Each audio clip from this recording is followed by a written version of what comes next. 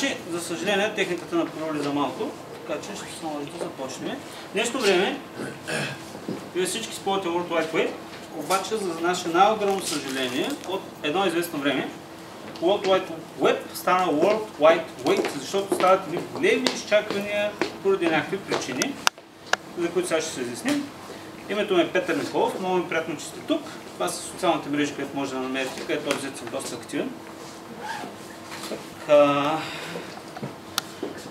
По принцип, никой не ви насърчава за голямата скорост. Но, за съжаление, потребителската скорост от едно доста известно време насам, може и почти от самото начало, потребителската скорост променя начин на изживяването на сайта и дори Google го споменат. Те казват, че вие трябва да доставите и да рендирате above default контента за под една секунда, който ще позволи на потребителя да интерактира с страницата максимално бързо, когато това нещо е възможно. Ето и сега точно как се рендира мобилната страница за под една секунда. Първоначално стартираме с DNS резолвинга, който по принцип при 3G може да отнеме 200 милисекунди, може и повече. Това са горе-долу средни стойности. След което настъпва TCP свързването от клиента до сървъра, който горе-долу също отнема 200 милисекунди. После имаме време за предаване на HTTP заявките на отговора. Това е самия network time, който по принцип също може да отнеме 200 милисекунди. Може и много повече, но това не е друг въпрос.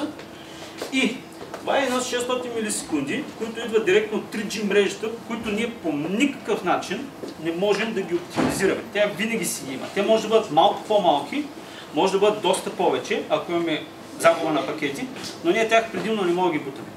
Затова ние имаме време за сървърна обработка 200 милисекунди, през което трябва самия сървър да получи страницата, да я обработи, да не я върне обратно. И имаме 200 милисекунди време за рендиране на ATF контента в самия браузър. Тук ние вече можем да оптимизираме голяма част от тези неща. Всичко започва с протоколите и най-вече с DNS. Пътя към бързия веб минава към ускорение на самия DNS. Сега, имам доста начини за оптимизиране на DNS-а. Сега тук съм специфицирал няколко от тях. На първо време трябва да премахнете малките TTL записи, които работят за, да кажем, няколко часа. Тези записи по принцип влизат да сравниш в междинните сървъри, ресолверите и след няколко часа те изчезват, при което трябва да се мине през цял един цикъл ново за ресолване на този домен. По принцип, DNS резолвинга си го оставите на всички записи на поне ден, два, може и повече. Стига да не правите много мрежови промени. След което вие трябва да установите DNS сървър да е максимално близо до самите клиенти. Сега, ако вашия сървър и DNS се намира в България, клиентите ви 90% са в България, това наверно вас няма да я бърка, тъй като самото време за резолване ще бъде сравнително късо. Проблем обаче възниква, когато вашия DNS сървър се намира в много странична локация, примерно в България, пък вашите клиенти бълшинството са в Щатите. Тогава самата връзка от Щатите до тук за допитване на DNS сървър ще добавя едни 100-200, може и повече милисекунди, които вие пак по никакъв начин не може да ги избягвате. Затова наистина просто гледайте вашия DNS сървър да е близо до самите клиенти. Също така вие трябва да избягвате екзотиките. Ли, TV, Guru и така нататък. Тези екзотики по принцип малко по-трудно се резолват, защото те не се намират почти никога в сървърите, които отговарят за DNS. И съответно минаваме през една голям... Трябва да се резолват зоните, които отговарят за самата... сървърите, които отговарят за самата зона и така нататък. Ли особено интересен домен, защото той се обслужва от 4 сървъра. 2 сървъра се намират в Либия, 1 сървър се намира в Холандия, 1 сървър се намира в Щатите. На практика, ако стане нещо с либийските сървъри, не дай си Боже, общо цялото това натварване ще падне в останалите сървъри, но тъй като DNS ще започне да ги разпитва един по един по някакъв раунд-робин схема, вие общо може да ударите няколко тайм-аута в либийските сървъри, което горе-долу ще ви прибавя още 5-6 секунди време за резолвинг, което е недостатъчно добро. Също така е много важно да избягвате ненадежните регистратори, т.е. които нямат надежни DNS сървъри. Сега тук не мога да ви дам някакви съвети, по принцип обзето трябва да четете във форумите, има някои доставчици, на които наистина доста често им пада на DNS сървърите и наистина трябва да бягате от тях. Трябва също така да внимавате вашия DNS сървър да има достатъчен капацитет. Това е една графика, през която може да видите, че горе-долу за 200 милисекунди приблизително успява да се резолва. Но тук има едно пиково натоварване, през което за под 400 милисекунди не може да се натоварва и всичко общо продължава да скача нагоре. Това нещо също не може да се избяга, затова трябва да използвате сървъри, които имат достатъчен капацитет и могат да изпълнят вашето натоварване. Също така, по принцип, много удобно да избягате CNAME записи, защото CNAME записите правят допълнителен мрежов трафик за запитване. Тук съм ви дал един пример, където съм резолвнал един мой домен cdn.milidevelopment.com. След абсолютно всичко запитване, нали, тук се запитва RuSeHost се връща и се резолва, това нещо ми връща един CNAME към амазонски Cloudflare. В резултат на което вместо DNS-а да ми върне едно IP, той трябва да направи ново запитване до външните DNS-и, който точно отговаря до този CloudFront сервер, който обзето добавя между другото два пъти. Значи на практика времето за явкане скача два пъти и това е. И е много важно между другото да имате резервен план. Понякога се случват събития, от които ние не можем да атакуваме, както при някакви седмици падна един такова интернета на един от доставчиците в България, затова по принцип винаги трябва да имате резервен план. Това означава може би 2 или 3 големи доставчика договарят за вашия DNS, така че вие 99,99%, може и повече, да имате начин за обработка. Така, след като ускорих малко DNS и показах какво може да направим, минаваме на TCP. Основният проблем на TCP, че е много стар. TCP е изобретен 1974 година и вече има над 40 години възраст. За съжаление, много от нещата, които тогава са били заложени като авангардни, като екстравагантни дори, нещо време вече са буквално ежедневие и дори вашите калкулатори имат по-голяма процесорна мощ, отколкото тогавашните суперкомпютри. Един пример е с TCP Slow Start. TCP, когато се отвори нова конекция, защото той не знае от срещата страна каква лента има, той пуска 3 пакета, през които отсрещният клиент може да отговори, след което прозорец се увеличава, пуска 4 пакета, ако всичко е наред, няма загуби, 6 пакета, 9 пакета и така нататък. Проблемът е, че точно този slow start много забавя първоначалното създаване на TCP конекцията и обема на данните, които се предават след отваряне на конекцията. Ето тук съм ви показал по принцип как се вдига постепенно прозореца. На практика до 70 килобайт ние ги имаме на 51-я сегмент и тук вече започва да скача експоненциално. За да се избегне това нещо, повечето от сайтовете разпръскват няколко TCP/IP конекции, за да може по-бързо да започне да дърпат някакви данни. Нещо, което сте го виждали във всички такова. Това нещо не е напълно неправилно, но за съжаление се избягва най-големия плюс на TCP/IP-то. Тоест, след време той успява да се адаптира към вашата честотна лента, но просто първоначално е много стар. За тази цел Google въведоха един патч към кернела, с който вместо първоначално да се изпраща 3 пакета, вече направо започва да се изпраща 10 пакета. При 3 пакета, общо първоначалната лента е някъде около 5К за предаване, което в днешно време е смешно като данни. При 10 пакета, общо обема скача на около 20К, което е доста по-добре и вече от 20 започва да скача нагоре, но не през един, а през малко повече. Друго, което трябва много се внимава е ефективността на TCP/IP. На времето Джон Нагъл от Ford Aerospace е видял... Всъщност чувате ли ма? Да. Ще няма смисъл. Така, Джон Нагъл е забелязал на времето през 1984 година, когато са работили с Telnet, той е забелязал, че при всяко натискане на клавиш, съответно се изпраща някакъв TCP/IP пакет, който, тъй като TCP/IP, всъщност IP хедера и TCP хедера са по 20 байта, на практика за 1 байт се изпраща допълнително 40 байта. Затова той е въвел Nagel алгоритъма, с който всичко се записва в един буфер и на 200 милисекунда чака се 200 милисекунди и тогава се изпраща пакета. Това между другото се избягва в TCP с TCP no delay. За съжаление, както видяхте в една табличка, там говорим за 200 милисекунди, а тук говорим за 200 милисекунди забавяне, само докато да се запълни буфера. Преди това няма абсолютно никакво изпращане. Нещо подобно е TCP Cork. TCP корка представлява начин за буферизиране на TCP, през което ние правим един буфер, казваме така буфер 10К, през което този буфер се запълва и докато буфера не се запълни, нищо не излиза навънка. Това нещо се изключва с TCP Core Off. Понякога, поради някакви мрежови проблеми, е възможно тези двата алгоритъма да стартират и да бъдат активирани на системно ниво, при което просто се появяват едни много неочаквани забавяния, които никой не може да ги трудни са за локализиране.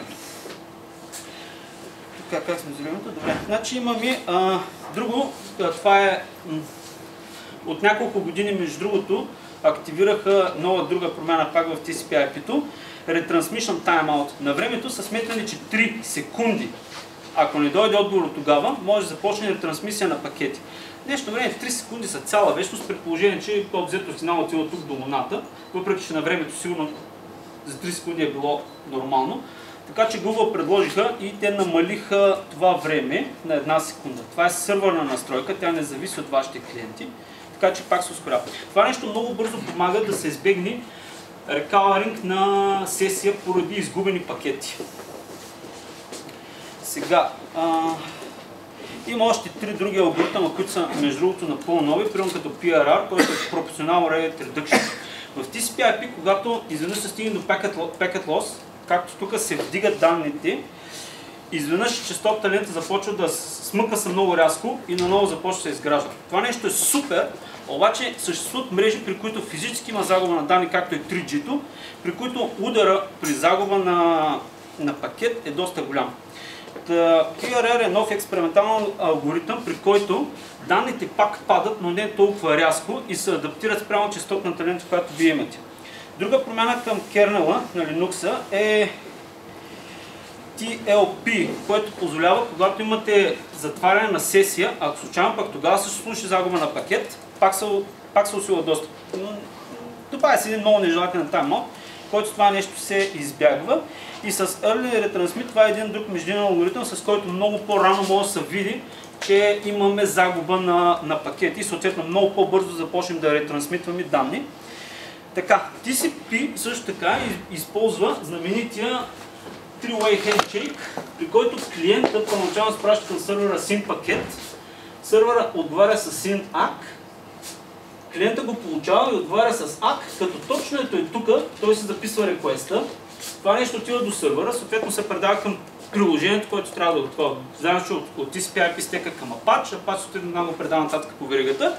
Тук някъде се случва самата обработка, след което сървъра, Apache да кажем, връща респонса, който отива до клиента. Това нещо беше много хубаво, но както виждате има едни 40 години, които са в него.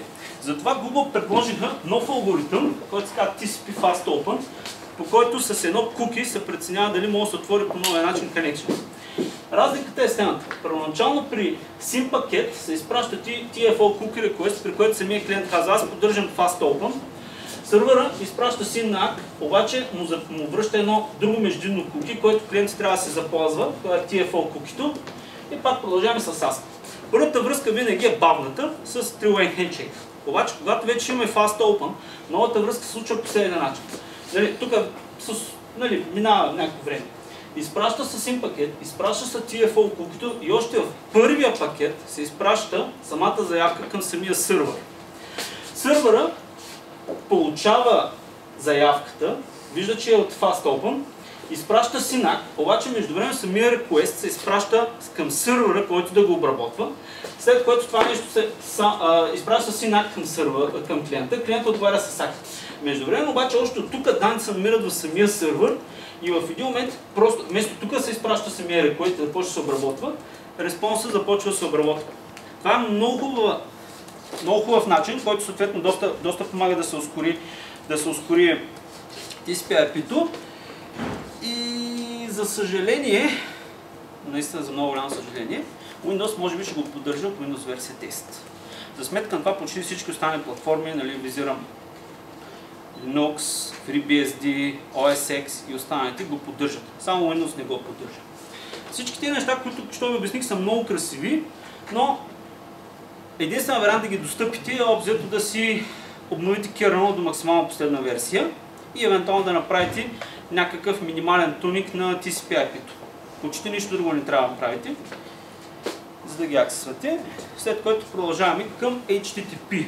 За съжаление, има много проблеми в самия приложения протокол, защото HTTP е протокол на приложено, когато две приложения се говорят едно с друго. Първата версия е създадена в 1989 година, версия 1.1 е създадена в 1995 година, значи повечето от нас даже карат по-нови автомобили. Другия проблем е, че HTTP е изцяло текстов. Значи първата генерация на интернет протоколите е била изцяло текстов. Значи POP3, SMTP, HTTP, те са изцяло текстови. Телнета също е изцяло текстов, което е супер, но за наше най-огромно съжаление това нещо води до един допълнителен overhead, защото примерно имаме разни интервали, разделители, които просто трябва да присъстват по някакъв начин, за да бъде човешки четимо. HTTP 1.1 добави възможност да се компресира само отговора, т.е. самия респонс, но самия отговор да се компресира. И един от другите недостатъци на тези версии на HTTP, те просто потикват да създадат повече едновременно връзки към самия сървър, паралелни връзки към един и същи сървър, съответно за да може да смъка малко по-добра информация, по-бързо информация. При HTTP имате три типа на връзка. Close, Keep Alive и Pipeline. При Close връзката правим заявка до сървъра, отговаря се респонс. Тук, тъкмо вече TCP IP-то се е адаптирал към нашата честотна лента, connection се приключва от клиента, след което се прави нов connection с нов request response, затваря се, нов connection с нов request response. Това нещо обаче удря много зверски TCP IP-то, защото той тъкмо се адаптира след slow старта, той тъкмо се адаптира към честотната лента и връзките се прекъсват.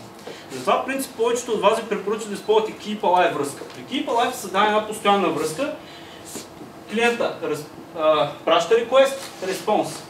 Сокета не се затваря. Нова връзка, request, response, нова връзка и по някакво време се затваря. Но дори това нещо не е напълно оптимално. Но оптималният вариант е да се използва pipeline. Това е буквално постоянна връзка на стероиди. Тогава физически се изпращат много наброй различни заявки и се връщат много наброй различни отговори. Така, тук обаче има един много неприятен момент. В HTTP версия 1.1 имаме pipeline връзка, но за съжаление има единствен браузър, който поддържа това нещо. Това е Opera, по-старата версия с Presto Engine. Нищо друго не поддържа pipeline връзка. По принцип, другия вариант е с разни сеттинзи да се активират тези неща. Сървърите ги поддържат, но самите клиенти не го поддържат, защото на време се прецени, че това нещо не може да минава през проксита и хората отрязаха тази функционалност за пайпланизирането. Това е за HTTP 1.1. За наша огромна радост, но разни хора взеха проблема при сърце и създаваха един изцяло нов протокол, който се казва HTTP 2, който сега ще ви обясня какво прави. При HTTP 2 ние винаги имаме активирани включени pipeline и Keep Alive. Тоест, ако в HTTP едно, примерно в Apache, като го извадите буквално от бокс, там трябва да се активират Keep Alive и другите неща. При HTTP 2 те винаги постоянно са включени. При HTTP 2, ако в HTTP 1.1 може да се компресира само отговора, но самите хедери не се компресираха, при HTTP 2 се компресира заявката, реквеста, компресира се хедера на респонса, както и самия респонс. Това после ще ви покажа за какво такова. HTTP 2 също така вече двоичен, т.е. няма вече текстов режим, при който с един снифер може да се провери какво изобщо тече в момента по мрежата. И HTTP 2 ви подтиква да използвате само една единствена връзка към даден сървър. Всичко, абсолютно всичко, минава мултиплексирано в тази връзка. HTTP 2 по принцип не насърчава по никакъв начин създаването на много паралелни връзки към един единствен сървър за заявки. HTTP 2, другите неща, които са много красиви, е сервер hint и сервер push. Понякога, когато вие правите заявка, примерно обръщате към сървъра и му казвате дай ми индекс HTML.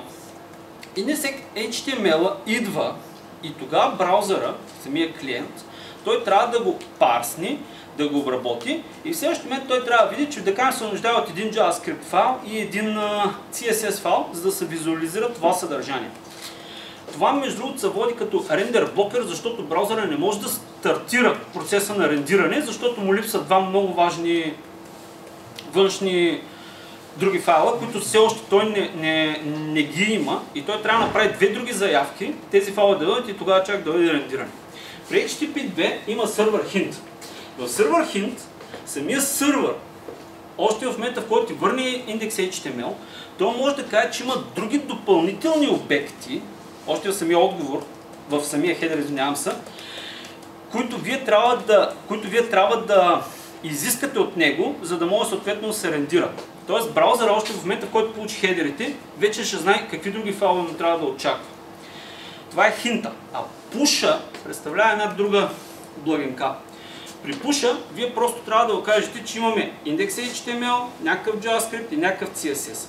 Вие достъпвате само индекс HTML и сървъра в същия канал ви пушва и JavaScript и CSS, или съответно други файлове, които ще трябва да това нещо. Без клиента изрично по никакъв начин да е правил допитване за тях. Тоест в момента, в който вие получите индекс HTML, при вас вече са и другите данни, другите файлове и вие още от момента на получаването им може да стартирате рендиране и съответно може да стартирате обработка и неговото рендиране.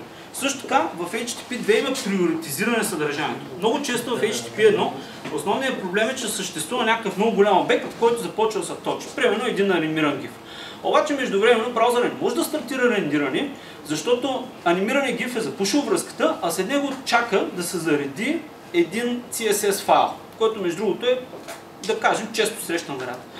При HTTP 2 може да се направи приоритизиране на съдържанието. Тоест, вие подавате файла и по някакъв начин се инструктира самия сервер, т.е. с настройки, че ако дойде каква да е заявка за CSS, да се обработи с максимално висок приоритет, или JavaScript съответно, за да може да изпревари абсолютно всички други заявки, като скорост. Тоест, на практика ви казвате, този файл е по-важен от другия при тебе. Така. Ето малко експерименти. Разни хора са правили експерименти по доста големи сайтове. При HTTP 2 има между 27 и 60% по-бързо рендиране в сравнение с HTTP 1.1 при некриптирана връзка. При HTTP 2 имаме от 39 до 59% по-бързо рендиране при криптирана HTTP 2 връзка, некриптирана HTTP 1.1.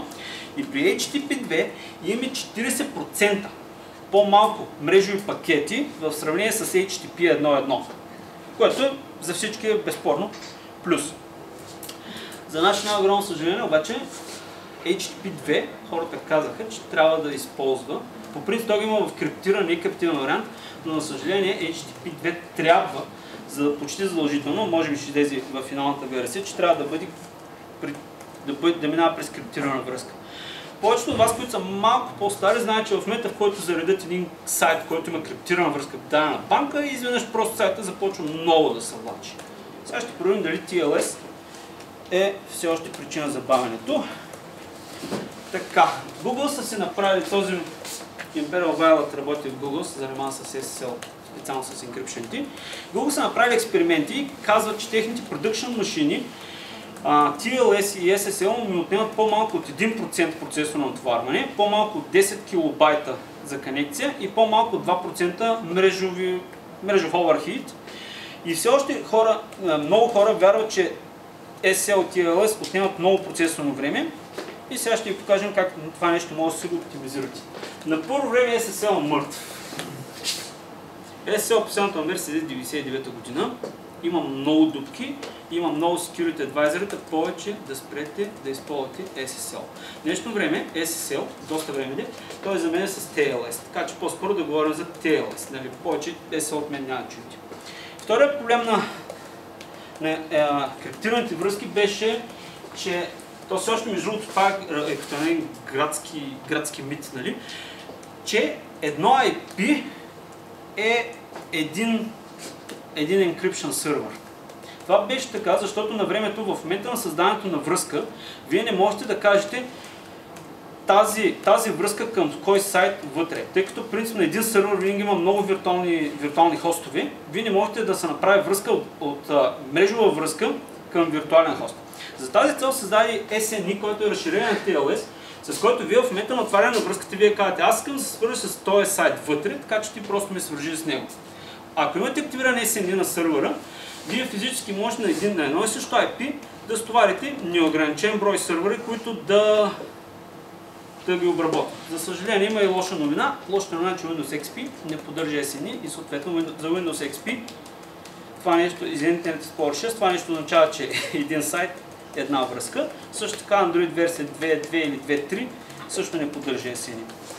Така, другата тъжна новина, между другото, е, че сертификатите може да купуват само от Certificate Authority-та, които между другото са платени. Голяма част от тях са платени, което между другото за повечето хора означава, че всеки един сертификат в коментаря аз сега тук трябва да давам пари. Така, добрата вест е, че има поне 2 Certificate Authority, които вие може да вземете безплатен, не подписан, нали, подписан от Certificate Authority сертификат. Едното е Start SSL и другото е една инициатива, която ще тръгне това лято, Let's Encrypt, която е подкрепена от Google и Facebook и други големи играчи. Сега, как да ускорим TLS? Първо време забранете компресията. TLS вътре в самия протокол има компресиране. Проблемът е, че вие на приложено ниво през HTTP, вие имате активирано компресиране с ZLIP или Deflate или нещо си друго и на практика се получава компресиране вече на компресиран стрик. Просто няма абсолютно никакъв смисъл, затова просто забранете в TLS самата компресия. Друг начин за ускорение да се използва новия вариант за Handshake, който се казва Elliptic Curve Diffie-Hellman. Това е много по-добър вариант, отколкото Diffie-Hellman Key Exchange, защото Diffie-Hellman Key Exchange е експоненциален. При малко нарастване на броя на връзките, процесорните CPU load много скача, защото той просто не може да генерира уникален брой ключови, които да се използват. При Elliptic Curve това нещо не съществува като проблем и количеството байтове за ключа са доста по-малко, които трябва да се обменят точно на самото мрежено ниво. Друг начин за ускорение е HTTP Strict Transport Security. Когато вие аксеснете сайт, вие може да пушнете HTTPS хедер, с който да кажете от тук насетне този сайт няма по никакъв начин да го зарежеш през HTTP, само ще минаваш през HTTPS. Примерно, ако вие посетите Facebook още от самото начало ви сетва това нещо. Това нещо идва през самия браузър. И браузър от тук насетне, дори да види някъде, ако сте оставили HTTP, към вашия сайт, вашия браузър автоматично ще знае, че това нещо не е за некриптираната връзка и ще направи редирекшън към криптираната връзка. Без да прави заявка, да съответно се връща 301 редирекции и така нататък, т.е. да губим още време. Браузър автоматично вече знае, че от тук насетне цялата информация трябва да минава при криптирана връзка. Сега имаме TLS подобряване на сесията. Тъй като TLS в принцип е доста бавен при създаване, има два начина за създаване на сесия. Първият вариант е сесийни идентификатори, които бяха добри на времето, но когато се възникнаха сървърните ферми, когато за един сайт едновременно отваря 10, 20, 50 сайта, 50 сървъра, физически това нещо не е особено ефективно, защото ако вие се свържете с единия сървър, той ще ви върне сесия идентификатор. Вие после ще се свържете с втория сървър, но за съжаление вашия сесия идентификатор няма да присъства втория сървър и вие на още трябва да минете цяла една процедура по TLS Handshake. За тази цел хората създадоха session ticket, при който самия сървър ви връща един тикет, който е енкриптнат от самия него с някакъв частен ключ, при който тъй като всичките сървъри от тая ферма, да кажем, шерват един същи ключ, вие няма да имате никакъв проблем да правите връзки между различните сървъри, без да минавате дългия процес на TLS Handshake. Така, имаме също така и OCSP Stalking.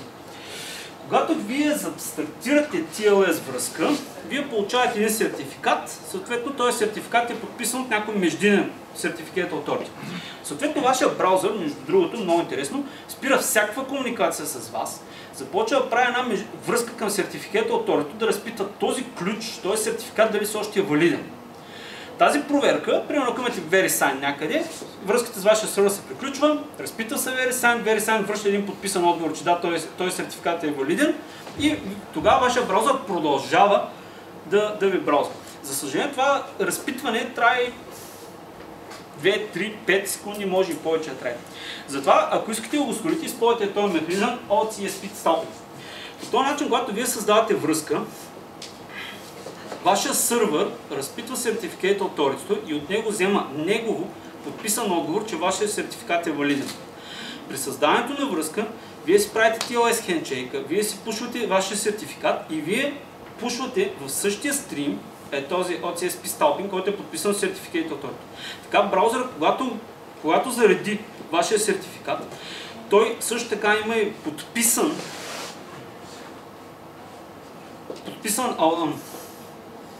от самото Certificate Authority има подписан пакет, че вашия сертификат е валиден. Вашия браузър в този случай, между другото, няма да прави допълнително запитване към Certificate Authority, защото той се намира при него. Между другото, трябва да внимавате, защото някои такива сертификати са малко по-дълги и това нещо ви добавя в между 400 и 4000 байта накратко, така че по принцип трябва да го използвате за внимание. Така, може би 2 години обаче, голяма част от тези неща се правят, но за съжаление скоростта на експериментиране е още бавна, затова има нов протокол, който Google са изобретили, който се казва Quick. Той вече не използва TCP/IP, защото, както чухте сега, примерно TCP Quick Open няма да стане преди Windows 10 и така нататък, но тия хора се нуждаят от тези неща веднага. Затова Google създадоха напълно нов протокол, транспортен, който ще наследи, може би, TCP/IP-то, който има много новости, но за съжаление в момента единствените на този свят, които имат сървъри и клиенти, които работят, е Chrome и съответно сървърите на Google. По принцип цифрите, които до сега чухте, бяха добри, но цифрите, които обещават за Quick, са даже още по-добри. Но за съжаление все още не е издаден къс стандарт. Така, ако до сега говорихме за протоколи, сега вече малко ще поговорим за самите железа, за самите машини, които обработват вашите заявки. И на първото време за HTTP сървъра и обичайните заподозрения за забавяния. Сега, може би мнозина от вас ползват Apache. Нямам нищо против това. Това е един сравнително добър сървър, който е на възраст, но е тестван, изпитан е многократно в практиката. Из интернета има хиляди туториали и обяснения как си го настроят. За съжаление обаче, Apache, тъй като вече е сървър, който е на над 20 години също така, има нова генерация от сървъри, които са създадени за решаване на специализирани проблеми. Nginx, написан от служител в Rambler, LightHTTPD, той се произнася като Lighty, и Lightspeed. Сега, тези сървъри по принцип предлагат на моменти доста по-добра производителност за обработка на вашите заявки.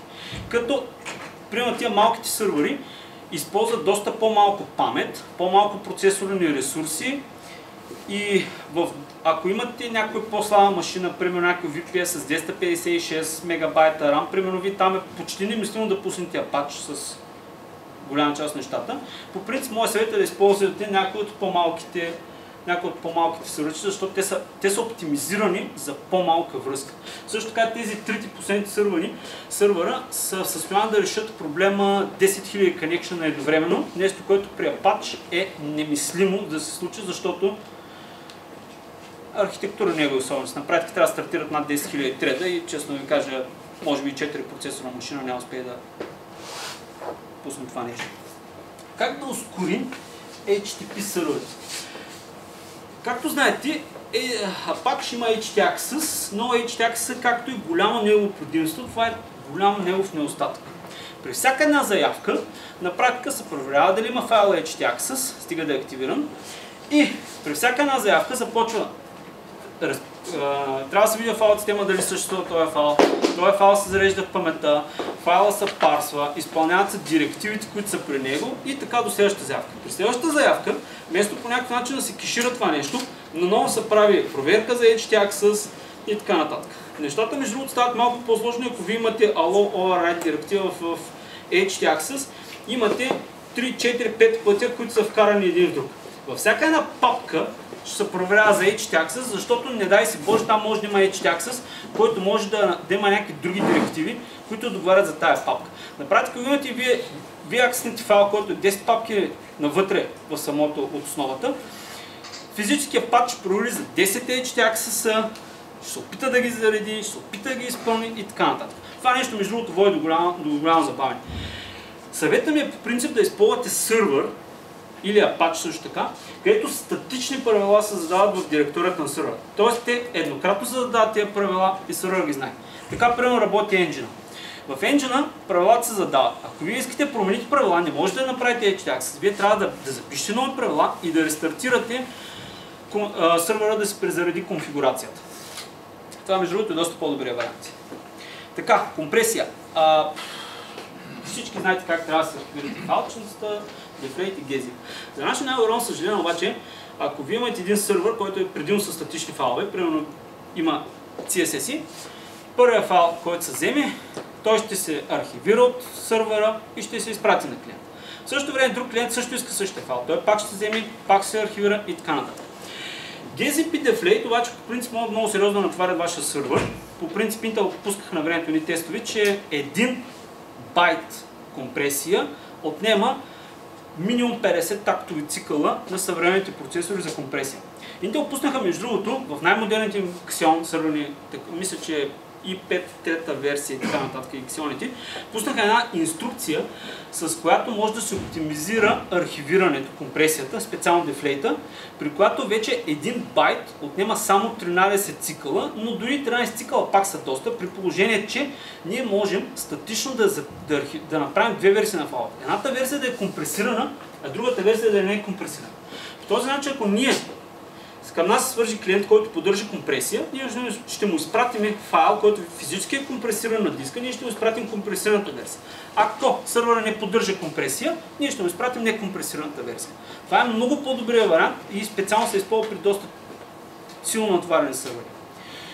Така, но бедите не идват сами. Редиректите, между другото, също много зверски могат да ви забавят сървъра в момента на обработка. Виждал съм сървъри, които имат над 1000 правила в HTAccess, ако е този URL, редиректни го там, ако този URL, редиректни го там. Тъй като сега ви обясних, че HTAccess е едно от ахилесовите пети на Apache, много по-добре е да се направи redirect map файл, почти всички сървъри го поддържат, който представлява база данни, който самия веб сървър, тъй като вече няма HTAccess, той просто зарежда redirect map файла и много бързо успява да види дали изобщо този файл трябва да бъде редиректнат или не трябва да бъде редиректнат. Други варианти по принцип да използвате плагин. Тъй като имам много плагини за WordPress, примерно, които или за другите CMS, които използвате, с които вие може да направите някакъв redirect map, но вече на по-високо ниво, за да се избегнат HTAccess-ти. Така, и друг проблем при HTTP-тата е начина за извикване на динамичните езици. Така, тук по принцип това е много тежка материя, сега няма да обяснявам. На практика има няколко начина, извинявам се, CGI, Fast CGI и вграден модул. Примерно mod.php. Сега, CGI е много бавен начин за извикване, защото при всяка заявка се създава нов процес, той съответно започва да се зарежда нещата, но обзето голямото натваряне от създаването на нов процес. Това е ресурсоемка операция. Съветвам ви да използвате Fast CGI, ако имате PHP специфично, дори останалите езици също имат. На практика трябва да се използва в данъче PHP и FPM, който е един от най-добрите варианти. Вградения модул има още по-добра производителност, примерно mod.php, но той пък има един друг недостатък, че тъй като самото PHP се зарежда като модул в Apache, той работи в самия процес на Apache и ако възникне някакъв проблем, съответно самия ви Apache може да остане уязвим. Или друг веб сервер, нали, може да остане уязвим. Така, има още няколко начина за ускоряване на HTTP-то. Първият вариант е да използвате HTTP акселератори. Това е, може би, един сравнително удобен вариант. Един от най-добрите варианти е Varnish. Varnish представлява кеш в паметта, който представлява междинен веб сервер. На практика той скрива истинския веб сервер и ако дойде някаква заявка, ако я няма в кеша, съответно се изпраща за запитване към другия сервер. Много е бърз, по принцип една обработка от Varnish, тъй като ако всичко се намира в кеша, е около 20 милисекунди. Varnish може да поеме, виждал съм бенчмаркове, може да поеме 10 000 човека едновременно и цялото това нещо му отнема 20 милисекунди на клиент.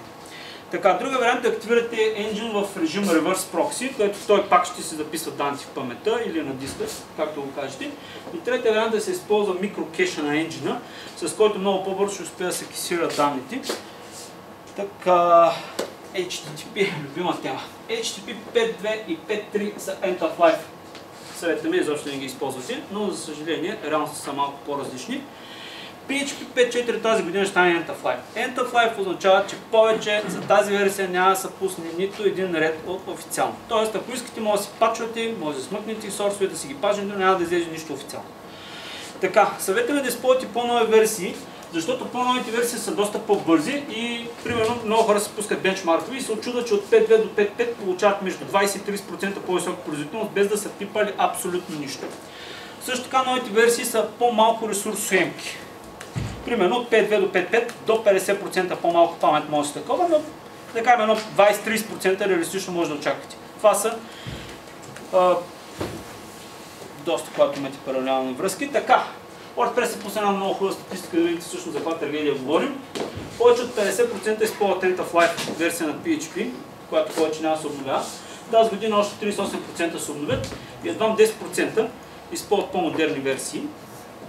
Сега има безбройно много оправдания защо се стигна до тук, но за съжаление това са в момента реалностите. Така, на PHP друг начин за ускорение е да се активирате opcode кеша.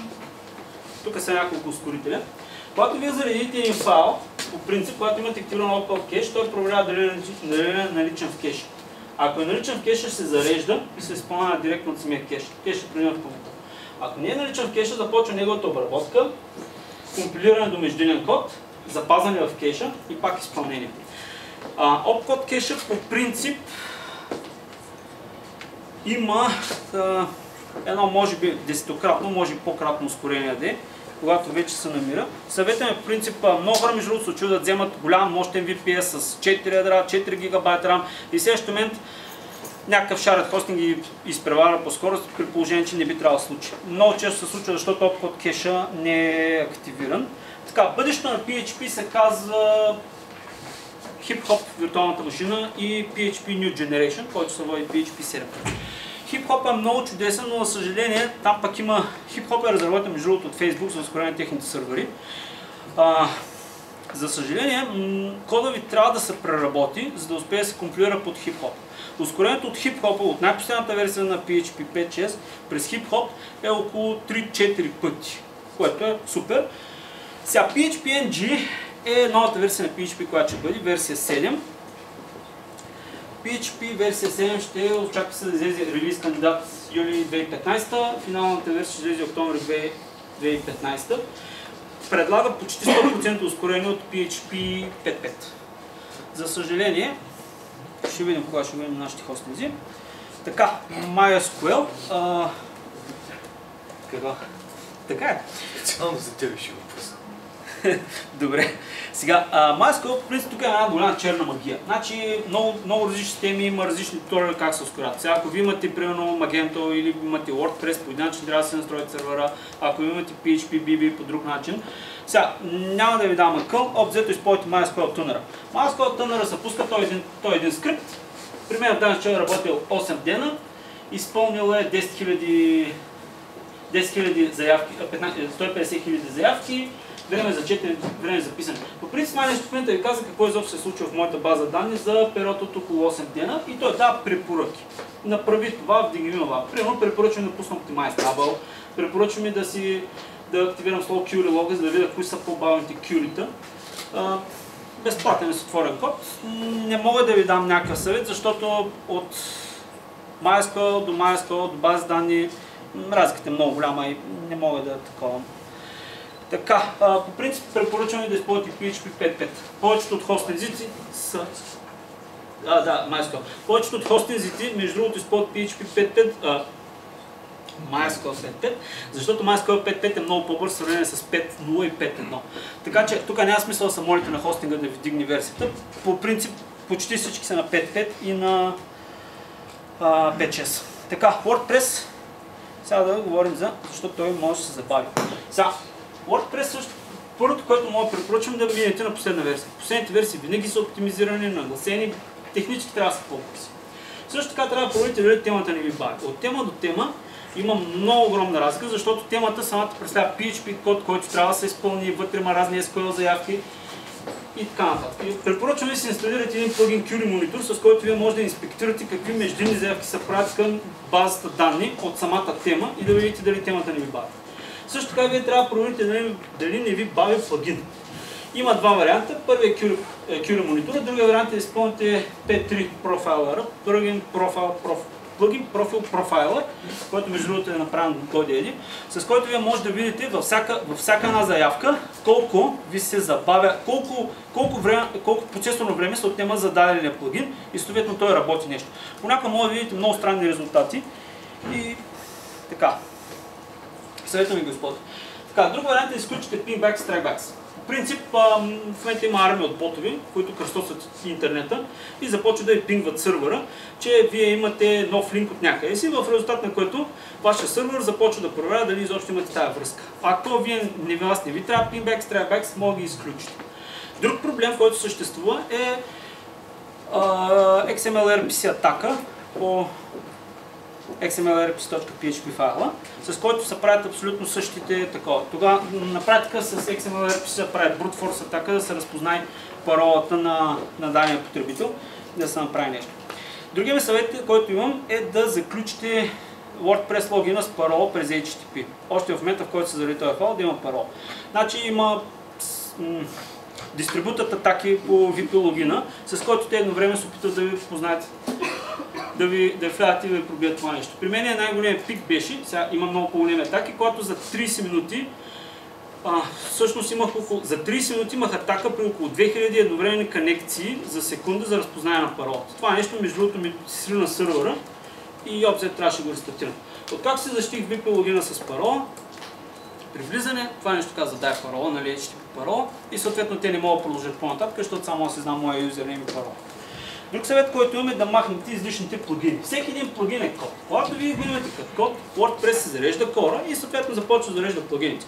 Ако имате някои плагини, които не ви трябват в момента, физически не ги използвате или не планирате ги използвате, моят съвет е просто ги премахнете.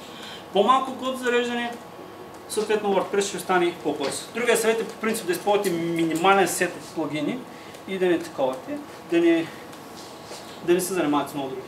Така, използвайте по-добри версии на плагини. Това е нещо много интересно. Много хора използват един плагин, който прави едно, примерно social sharing, друг плагин, който прави нещо друго, трети плагин, който прави нещо трето и така нататък. Моят съвет е да използвате по-добра версия на плагина, като намерите един плагин, който прави едновременно и трите неща, отколкото да използвате три различни плагина, които да правят три различни функционалности. Така, най-добрият съвет е инсталирате плагин за кеш. Плагините за кеш, това са трите плагина, които препоръчвам да се използват. Hyper Cache Extended на Марко Лазаров. Да, нашия момче е българен. Подвизава се много взето из форумите, може да ви съдейства, ако имате някакъв проблем. Hyper Cache Extended на Samuel Wood, по-известен като Auto42 в WordPress Community. И Word V3 Total Cache на Фредерик Томс. Сега, съветът ми е по принцип, тъй като кеша тук е доста трудно за таковане, няма решение, което на вас да ви помогне. Съветвам ви да почнете с първия плагин, да видите дали първият плагин ще ви реши голяма част от проблемите и после преминете към другите. WordPress Total Cache по принцип за новаци не ви го препоръчам да го използвате, защото той както може много да ви ускори сървъра, ако знаете какво правите. Той също време може много да ви го забави, ако не знаете какво правите или при погрешни настройки. Също така много внимавайте, защото голяма част от плагините не кешират редиректи, не кешират, те също изобщо не ги кешират 404 грешки. На практика аз пак мога да ви направя в този случай, дори да имате кеш, пак мога да направя процесор на натоварване, само с извикване на редиректи и извикване на 404 грешки. И много такова, инсталирайте плагин за архивиране, а защо ще ви обясня след малко. Така, база данни на WordPress. База данни на WordPress по EAV модела, по който всеки един плагин може да седне да се направи абсолютно нещо в базата данни. Проблемът е, че този EAV на практика вие инсталирате един плагин, той прави нещо в база данни, втори плагин, той прави нещо в база данни и това нещо си остава. На практика базата данни перманентно расте нагоре. Съветът ми е, по принцип, най-бързото е да премахнете черновите постове, да премахнете спам коментари, да оптимизирате таблиците, защото самата таблица се фрагментира и съответно MySQL се забавя при изпълнение. Така, съветът ми е да наблюдавате следните таблици. VP Options. Всеки един плагин, всяка една тема, всеки един уиджет, който инсталирате, някога във времето и го настроите и го използвате, се записват данните в VP Options. Данните в VP Options продължават да растат. Ако вие в момента махнете този плагин, обаче той няма да се премахне данните от базата данни, те данните ще продължават да стоят в базата данни и ще продължават да ви растат. Същия проблем е с пост метода и с комент метода. Значи тези таблици просто растат нагоре и понякога се случват много наброй различни неща, които вие даже не можете да очаквате. Направете си един сървър между другото за експерименти, за да можете да гледате какво се получава.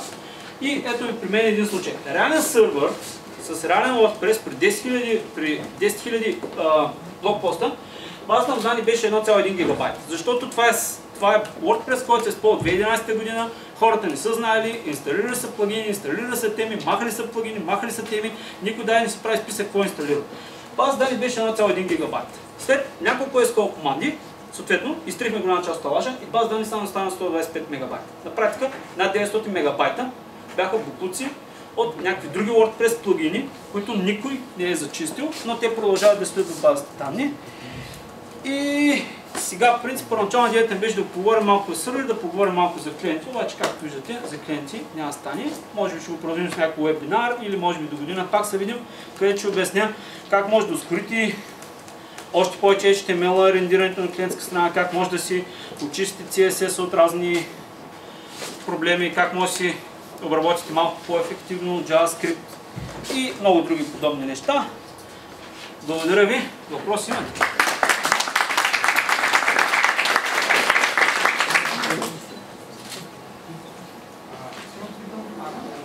Да речем един сървър, който въобще или един сайт, който въобще не оптимизирам всички тези правила. Например, отнема 10 секунди за зареждането на целия сайт. При оптимизация на всички тези методи, които изборихме, горе-долу колко би трябвало да се очаква да бъде на зареждането. Примерно.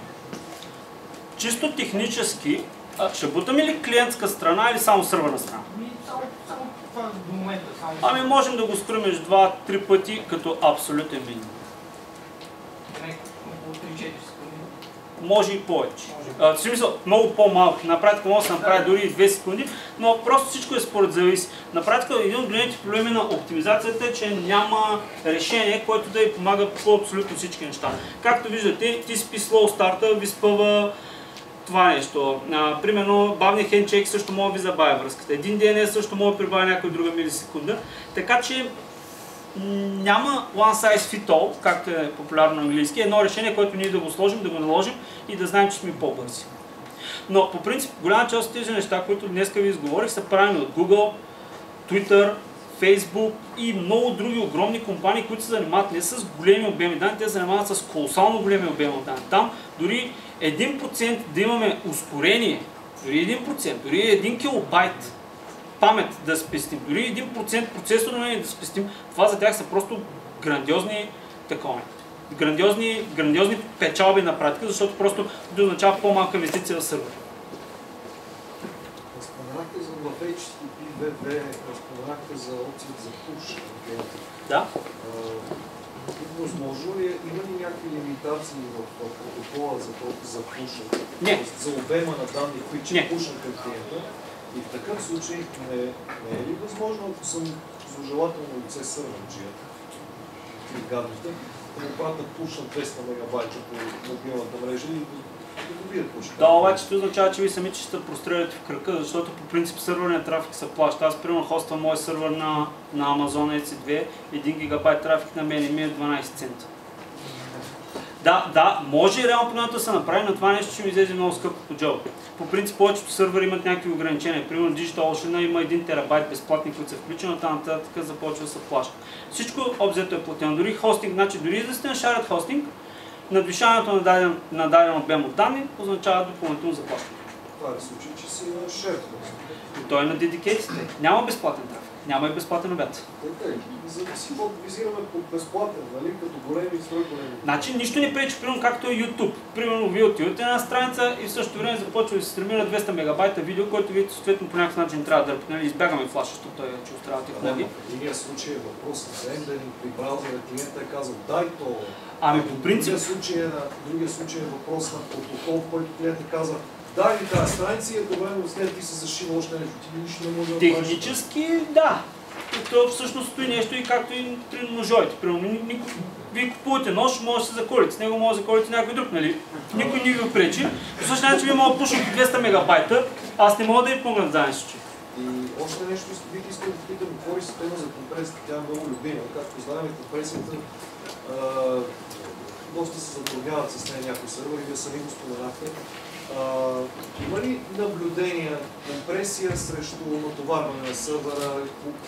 Има ли файда в цялата ситуация? Има файда, защото самата компресия прави данните по-малко. Когато данните са по-малко, съответно те по-бързо се преточват през самата мрежа и съответно по-бавно се търкаят. Сега, основният проблем, между другото, е публична тайна, е, че на вас всички, ако се нашарят хостинги, се смятат едни процесорни времена. Обаче времето, което се отнема за компресиране, не се смята, защото то се смята при самия патч. Така че вие физически може да претоварите сървърите само с самите компресии. По принцип, трябва да имате компресия, защото това нещо прави данните по-малко. Но е много по-добре, ако са статични данни, да направите две версии. Статична на ресурса, статична компресирана, статична некомпресирана и просто самия сървър да знае в даден случай какво да върне. Компресираната версия или некомпресираната версия. Още нещо, последен въпрос, имахте препоръка да се намалят маркерите на DNS сървърите цяло. Това може ли да ни затрудни при евентуално дизастър на сценарии, при които да речем няма да имаш възможност да мигрираш бързо в дизастър, ако те напънат? Точно така, прав сте. Значи, по принцип така е. Обаче големият проблем е на какво ние искаме да акцентираме. При Disaster, ако имате Disaster, ви може да направите 2 или 3 регистратора, много наброй различни сървъри в различни континенти, при различни доставчици, които отговарят за нашия DNS. По този начин ние дори да имаме някакъв дизастър с единия доставчик, другите ще успяват да акцентират. Нали? Не, ще изчакаме един тайм-аут при единия, но по някакъв начин някой от другите ще успее да изпълни самата заявка. Но при дизастър, наистина, ако вие направите time to live примерно 2 дена и междувременно се наложи да прелокирате вашия сървър някъде другаде, по-обзето ще трябва да чакате 2 дена за да се случи. По принцип тук трябва да... Значи, всичко тук, което ви обяснях, е някаква форма на компромис. Тоест, вие трябва да прецените кое може да пожертвате в даден случай, в един случай и в другия случай. Значи, винаги има печалба, но винаги нещо трябва да се загуби. Последно малко стана като разпитване на това. Споменахте, че HTTP 2.2 силната препоръка беше да направят задължително да се използват TLS. Точно така. Това не е ли малко справила, както споменахте, един изстрел в кръка, при който, да речем, 3G мрежите няма да има възможност да кешират, прокситата няма да има възможност да кешират. Ще всякакви такива интересни неща, в които може да кешираш, трябва да ти вместо да ходиш да разпитваш сървъра някъде в Timbuktu, ще го хванеш, ще го върнеш локално. Практика на нашите мобилни оператори, защото оттам тръгнат. Транспарант прокси и други такива интересни. Прав сте. Така. Но, за съжаление, има много авторитарни диктаторски режими, които много се интересуват от вашите данни. Вие дори да живеете в страната на неограничени свободи, пак има други едни агенции, които много се интересуват от вашия трафик. Тия агенции правят тия села и бодинг на флаги, ако си говориш. Точно поради това те планират да бъде TLS пуснат винаги и да бъде активиран за HTTP 2. По този начин физически вашите данни, както ги заявите до сървъра, сървъра ще ви ги компресира, сървъра ще ви ги върне и нито един по средата за сега, нали, man in the middle, няма успее да прочете вашите данни и съответно това, което ви сте такова. Ако се използва, значи по принцип е дефинирано, че може да се използва и не енкриптната версия на HTTP 2, но примерно в единия браузър трябва да се пускат специални сетинзи, за да се активира това нещо, защото by default не работи.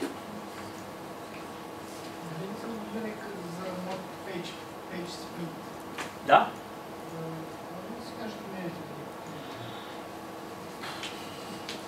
По принцип, под PageSpeed да си работи сравнително добре, връща това нещо. Проблемът е, че аз не вярвам, повтарям, аз не вярвам на плагин, който само се инсталира и върши всичко между нас. Също така не вярвам на WordPress плагин, който като го инсталирам, натисна един чекбокс, натисна бутона OK и той им прави абсолютно всичко. Цялото това нещо, което тук обяснявам, се прави само от високо квалифицирани кадри и между другото, една част от тези неща няма да успеете да ги видите на Shared Hosting, ще трябва да минете на VPS. Затова по принцип много не вярвам на моите PageSpeed. Предпочитам ръчно да си оптимизирам нещата, защото тогава може да изтискам дори още по-голяма производителност от моите данни, защото само аз си дам моите данни, отколкото да ангажирам трети плагин, който да прави нещо вместо мене. Това е още процесорно време и в крайна сметка винаги съществува вероятността нещо нещо някъде по някакъв начин да се щупи, при което ние, ако сме зависими много от мод PageSpeed, ние просто няма да имаме никакъв резервен вариант. По-добре си оптимизираме нещата на ръка.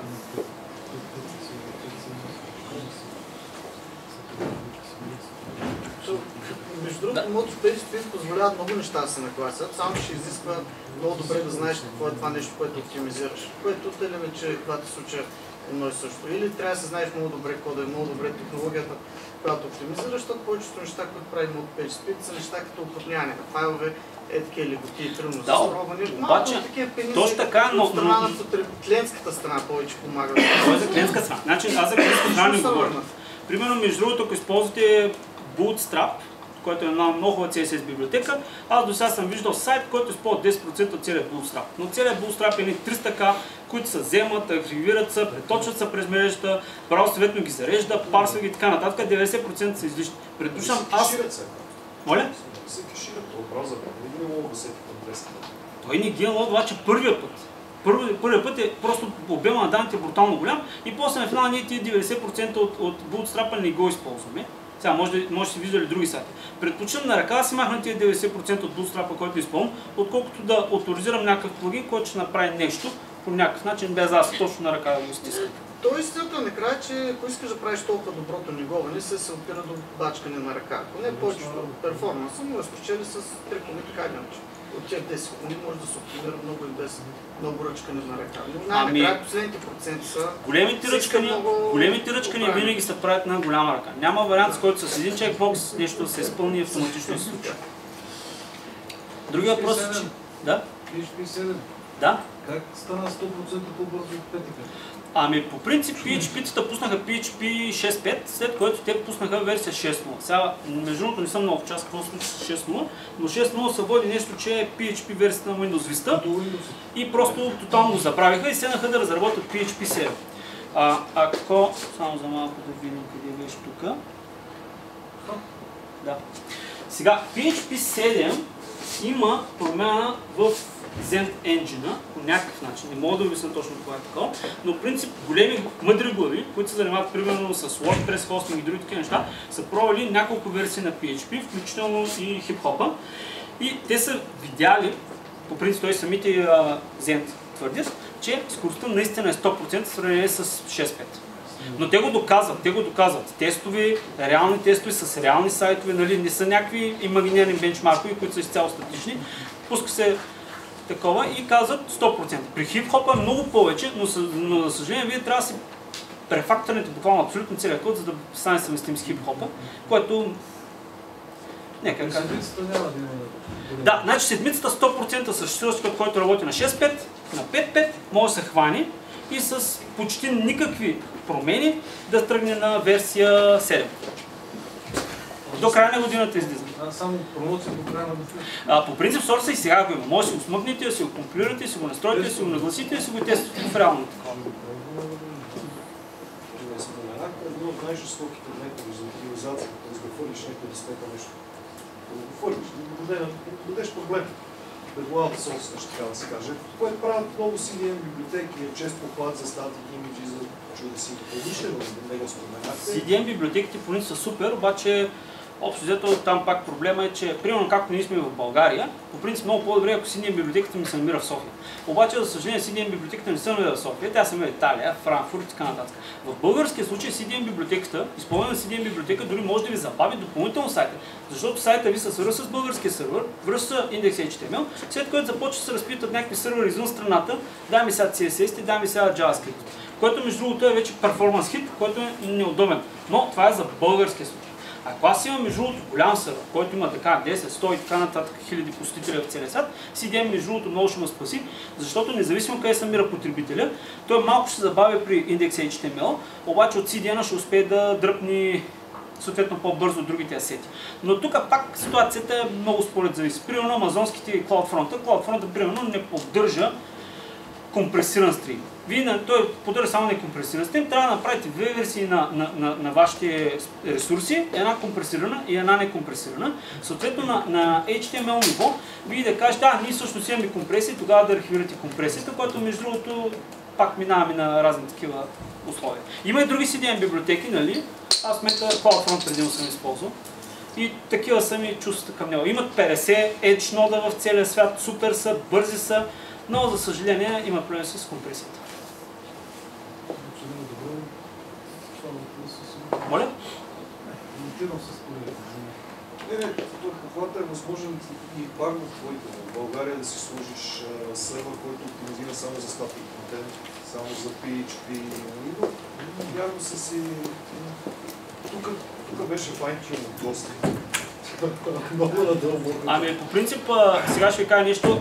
От няколко дена в моят доставчик имам кеш сервер на Google и пинга ми до Google.com е 3 милисекунди. Така, Google преди няколко месеца пуснаха 8888 DNS и 8844. Серверите се намират в София, пинга ми до тях е 10 на милисекунди. Аз не съм от София, да действително, но имам там някакъв малък пинг, но те се намират в София. Ако в момента го пинг, това ще бъде много бърз.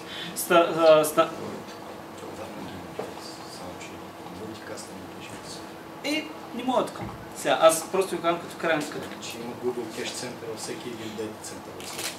Така, идеята е, че Google искат физически данните по-бързо да се достъпват до вас и поради това, както каза господин Младенов, те разполагат междинни кеш сервери в по-големите дейта центри, съответно за да могат по-бързо вие да достъпвате Google. И останете услуги. Това, че сме станали голям междинен дейта център. Ами в Румъния има, в Турция има, в Гърция има и така нататък. Навсякъде съществуват.